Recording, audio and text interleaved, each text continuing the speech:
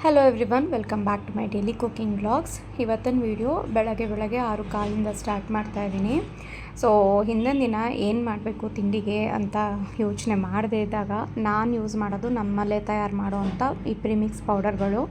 ಇವತ್ತು ಪೆಸರಟ್ಟು ಪ್ರಿಮಿಕ್ಸ್ನ ನಾನು ಯೂಸ್ ಮಾಡಿ ಪೆಸರಟ್ಟು ಮಾಡ್ಕೋತಾ ಇದ್ದೀನಿ. ಇದನ್ನೇನು ಹಿಂದಿನ ದಿನವೇ ಕಲಸಿಡಬೇಕು ಅಂತೇನಿಲ್ಲ, ಜಸ್ಟ್ ಒಂದು ಕಲಸಿ 20 ಮಿನಿಟ್ಸ್ ಇಟ್ಟರೆ ಸಾಕು.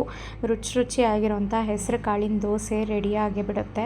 ಸೊ ಬೆಳಗ್ಗೆ 6:15ಗೆ ನಾನಿಲ್ಲಿ ಕಲಸಿಡ್ತಾ ಇದ್ದೀನಿ ಹೆಸರು ಕಾಳಿಂದ ದೋಸೆ ಮಾಡೋಣ ಅಂತ. ಫಸ್ಟಿಗೆ ಒಂದು ಹಾಫ್ ಪ್ಯಾಕೆಟ್ ಆಗೋಷ್ಟನ್ನು ಮಾತ್ರ ನಾನು ಕಲಿಸ್ಕೊತಾ ಇದ್ದೀನಿ ಹಿತೈಷ್ಗೆ ಮತ್ತು ನಮಗೆ ಆಗೋಷ್ಟು. ಇನ್ನೇನು ಸಾಕಾಗಲಿಲ್ಲ ಅಂತ ಅಂದಾಗ ಮಾತ್ರ ಇನ್ನೊಂದು ಸ್ವಲ್ಪ ನೀರು ಹಾಕ್ಬಿಟ್ಟು ಪೌಡರ್ನ ಮಿಕ್ಸ್ ಮಾಡಿದ್ರೆ ಆಯಿತು ಅಂತ ಅಂದ್ಬಿಟ್ಟು ಸ್ವಲ್ಪ ಹಾಫ್ ಪ್ಯಾಕೆಟ್ಗೆ ನಾನು ಸ್ವಲ್ಪ ರುಚಿಗೆ ತಕ್ಕಷ್ಟು ಉಪ್ಪು ಮತ್ತು ಸ್ವಲ್ಪನೇ ನೀರನ್ನು ಹಾಕ್ಕೊಂಡು ದೋಸೆ ಹಿಟ್ಟಿನ ಹದಕ್ಕೆ ಕಲಿಸ್ಕೊತಾ ಇದ್ದೀನಿ. ತೆಳು ಅಥವಾ ಗಟ್ಟಿ ನಿಮ್ಮ ಇಷ್ಟ, ಹೇಗೆ ಬೇಕಾದ್ರೂ ಮಾಡ್ಕೋಬೋದು. ನಾನು ನಾರ್ಮಲಾಗಿ ದೋಸೆ ಥರನೇ ಮಾಡೋದ್ರಿಂದ ನಾನು ದೋಸೆ ಹಿಟ್ಟಿನ ಹದದಲ್ಲೇ ಕಲಸಿಟ್ಕೋತಾ ಇದ್ದೀನಿ. ಸೊ ನೋಡಿ, ಇದರಲ್ಲಿ ನಾನು ಹುರಿದಿರೋವಂಥ ಹೆಸರು ಕಾಳಿನ ಜೊತೆಗೆ ಅಕ್ಕಿ ಮತ್ತು ಸ್ಪೈಸಸ್ಸು, ಜೀರಿಗೆ, ಕಾಳುಮೆಣಸು, ಒಣಮೆಣಸು ಮತ್ತು ಶುಂಠಿ ಪೌಡರು ಎಲ್ಲ ಹಾಕಿಸಿ ಮಾಡಿಸಿರ್ತೀನಿ. ಸೊ ಹಾಗಾಗಿ ಎಕ್ಸ್ಟ್ರಾ ನೀವು ಅದನ್ನು ಏನು ಹುರಿಯೋ ಅಂಥ ಅವಶ್ಯಕತೆ ಇಲ್ಲ. ಜಸ್ಟ್ ಮಿಕ್ಸ್ ಮಾಡಿ ಒಂದು 20 ನಿಮಿಷ ಬಿಟ್ಟರೆ ಸಾಕು. ಹಾಗೆಯೇ ನಾನು ಲಾಸ್ಟ್ ಸಲ ಒಂದು ತೋರಿಸಿದೆ ಮಿಲ್ಲಿಂದ ರೈಸ್ ತಂದಿದೆ ಅಂತ. ಅದನ್ನು ಹಾಗೆ ಚೀಲದಲ್ಲೇ ಎತ್ತಿಟ್ಟಿದ್ದೆ. ಅದನ್ನು ಒಂದು ಬಕೆಟ್ನಲ್ಲಿ ಸ್ಟೋರ್ ಮಾಡಿ ಇಟ್ಕೋತಾ ಇದ್ದೀನಿ. ಇನ್ನು ಚೀಲದಲ್ಲೇ ಇಟ್ಟರೆ ಬೇಗ ಹುಳ ಬಂದುಬಿಡುತ್ತೆ ಅಂತ. ನೆಕ್ಸ್ಟ್ ನಾನು ಈ ರೆಡ್ ರೈಸ್ ಆಗಿರೋದ್ರಿಂದ ಅದರಲ್ಲೇ ದೋಸೆ ಇಡ್ಲಿಗೆಲ್ಲನೂ ನಾನು ಅದನ್ನೇ ಹಾಕ್ತೀನಿ. ಹಾಗಾಗಿ ಸ್ವಲ್ಪ ಜಾಸ್ತಿ 25 kg ಆಗೋಷ್ಟು ನಾನು ತರಿಸಿಟ್ಕೊಂಡಿದ್ದೀನಿ.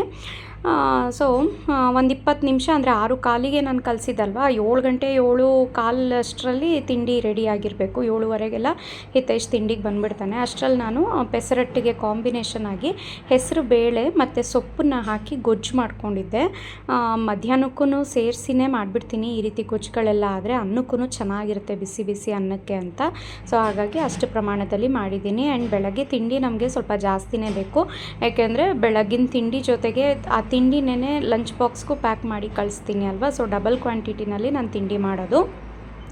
ಸೊ ಇಲ್ಲಿ ದೋಸೆಗೆ ಗೊಜ್ಜೆಲ್ಲ ರೆಡಿ ಆಯಿತು. ಮೊದಲನೇ ದೋಸೆ ಪ್ಯಾನ್ಗೆ ಸ್ವಲ್ಪ ಅಂಟ್ದಂಗೆ ಆಯಿತು. ನೆಕ್ಸ್ಟ್ ದೋಸೆ ಎಲ್ಲ ತುಂಬಾ ಚೆನ್ನಾಗಾಯಿತು. ನಾನು ಯೂಸ್ ಮಾಡ್ತಾ ಇರೋದು ಇಲ್ಲಿ ನಾನ್ ಸ್ಟಿಕ್ ಅಲ್ಲ, ಕಾಸ್ಟ್ ಐರನ್ ಪ್ಯಾನ್ ಆಗಿರೋದ್ರಿಂದ ಫಸ್ಟ್ ದೋಸೆ ಆ ರೀತಿ ಆಗಿದೆ. ಸುಮಾರು ಒಂದು 2-2.5 ತಿಂಗಳು ಮೇಲಾಯಿತು ನಾನು ಇದು ಸೀಸ್ನಿಂಗ್ ಮಾಡಿ. ಹಾಗಾಗಿ ಸೈಡ್ಸ್ ಎಲ್ಲ ಕಚ್ಕೊತಾ ಇದೆ ಅಂತ ಅಂದರೆ ಮತ್ತೆ ಅದನ್ನು ಪಳಗಿಸ್ಬೇಕು, ಅಂದರೆ ಸೀಸ್ನಿಂಗ್ ಮಾಡಬೇಕು. ನಿಮಗೆ ನೀವೇನಾದರೂ ಕಾಸ್ಟ್ ಐರನ್ ದೋಸೆ ಪ್ಯಾನ್ ತೊಗೊಂಡಿದ್ದೀರಾ, ಸೀಸ್ನಿಂಗ್ ಬರ್ತಾ ಇಲ್ಲ, ದೋಸೆ ಎದ್ದೇಳ್ತಾ ಇಲ್ಲ ಅಂತ ಅಂದರೆ ನಾನು ನೆಕ್ಸ್ಟ್ ವೀಡಿಯೋದಲ್ಲಿ ಖಂಡಿತ ತೋರಿಸ್ತೀನಿ. ನನಗೆ ಸೀಸ್ನಿಂಗ್ ಹೇಗೆ ಮಾಡೋದು ಅಂತ ನಿಮಗೆ ಬೇಕಿದ್ರೆ ಕಮೆಂಟ್ ಮಾಡಿ ತಿಳಿಸಿ.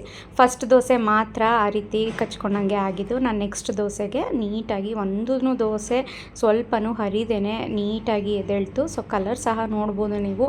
ಇದಕ್ಕೆ ಯಾವುದೇ ರೀತಿ ಪ್ರಿಸರ್ವೇಟಿವ್ ಎಲ್ಲ ಏನೂ ಹಾಕಿರೋದಿಲ್ಲ. ಹಾಗೆಯೇ ಸೋಡಾನು ಸಹ ಏನೂ ಹಾಕಿರಲ್ಲ, ಉಪ್ಪು ಸಹ ಹಾಕಿರಲ್ಲ. ನೀವು ಉಪ್ಪು ಮತ್ತು ನೀರನ್ನು ಹಾಕಿ ಮಿಕ್ಸ್ ಮಾಡಿ ನಾರ್ಮಲಾಗಿ ಪೆಸರಟ್ಟು ಯಾವ ರೀತಿ ಮಾಡ್ತಾರೋ ಅದೇ ರೀತಿಯೇ ನೀವು ದೋಸೆ ಥರ ಮಾಡ್ಕೋಬೋದು. ಬೇಕಿದ್ದರೆ ಮೇಲೆ ಚಟ್ನಿ ಪುಡಿನ ಬೇಕಾದ್ರೆ ಸವರಿ ದೋಸೆನ ಮಾಡಿ ಕೊಡ್ಬೋದು, ತುಂಬಾ ಚೆನ್ನಾಗಿರುತ್ತೆ. ಇದಕ್ಕೆ ಯೂಶ್ವಲಿ ಯಾವಾಗಲೂ ಚಟ್ನಿನೇ ಮಾಡಿದ್ರೆ ಮಕ್ಕಳಿಗೆ ಸೊಪ್ಪು ತರಕಾರಿಗಳು ತಿನ್ನೋಕ್ಕೆ ಆಗಲ್ಲ ಅಂತ ಅಂದ್ಬಿಟ್ಟು ನಾನು ಯಾವಾಗಲೂ ಇವಾಗ ಚಟ್ನಿ ಸ್ವಲ್ಪ ಕಡಿಮೆ ಮಾಡಿಬಿಟ್ಟಿದ್ದೀನಿ. ಹಾಗಾಗಿ ಈ ರೀತಿ ತರಕಾರಿ ಗೊಜ್ಜು, ಸೊಪ್ಪಿನ ಗೊಜ್ಜು ಅದನ್ನೇ ಮಾಡಿಬಿಡ್ತೀನಿ ನಾನು. ಹಾಗೆಯೇ ಹಿತೈಷ್ಗೆ ಲಂಚ್ಗೂ ಸಹ ಪ್ಯಾಕ್ ಮಾಡಿ ಸ್ನ್ಯಾಕ್ಸಿಗೆ ಇಲ್ಲಿ ಬನಾನಾನ ಕಟ್ ಮಾಡಿ ಹಾಕ್ತಾಯಿದ್ದೀನಿ.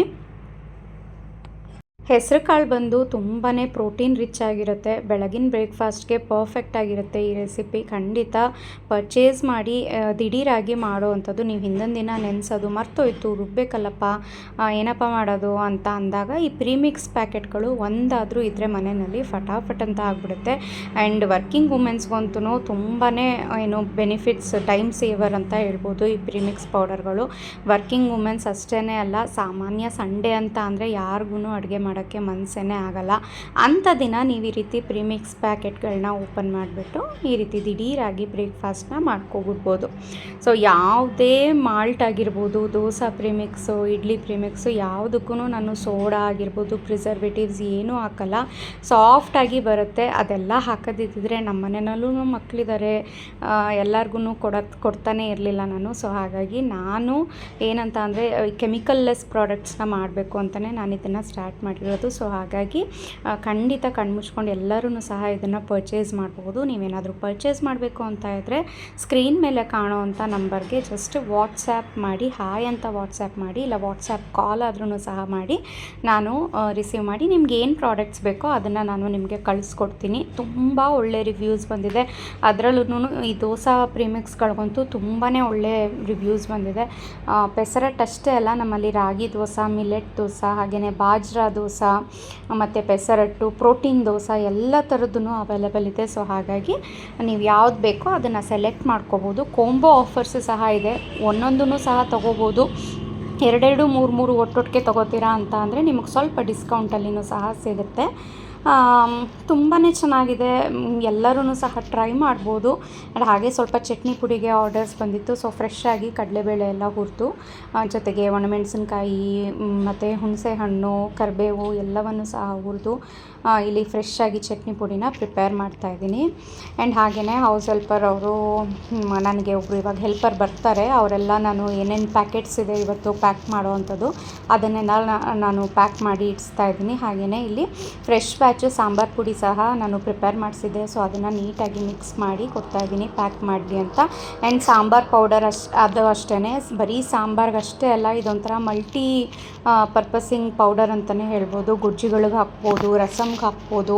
ಹಾಗೆಯೇ ನೀವು ಏನೂ ಇಲ್ಲಪ್ಪ ಏನಪ್ಪ ಮಾಡೋದು, ಮಸಾಲೆ ರುಬ್ಬೋದಕ್ಕೇ ಆಗಲ್ಲ ಪಲಾವ್ಗೆ ಅಂತ ಅಂದರೆ ಜಸ್ಟ್ ಎಲ್ಲ ತರಕಾರಿ, ಈರುಳ್ಳಿ, ಟೊಮ್ಯಾಟೊ ಎಲ್ಲ ಹಾಕ್ಬಿಟ್ಟು, ಶುಂಠಿ ಬೆಳ್ಳುಳ್ಳಿ ಪೇಸ್ಟ್ ಹಾಕ್ಬಿಟ್ಟು ಜಸ್ಟ್ ಇದು ಸಾಂಬಾರು ಪೌಡರ್ 1 ಸ್ಪೂನ್ ಹಾಕಿ ಮಸಾಲೆ ಥರ ಪಲಾವ್ ಮಾಡಿ ನೋಡಿ, ಸಖತ್ತಾಗಿರುತ್ತೆ.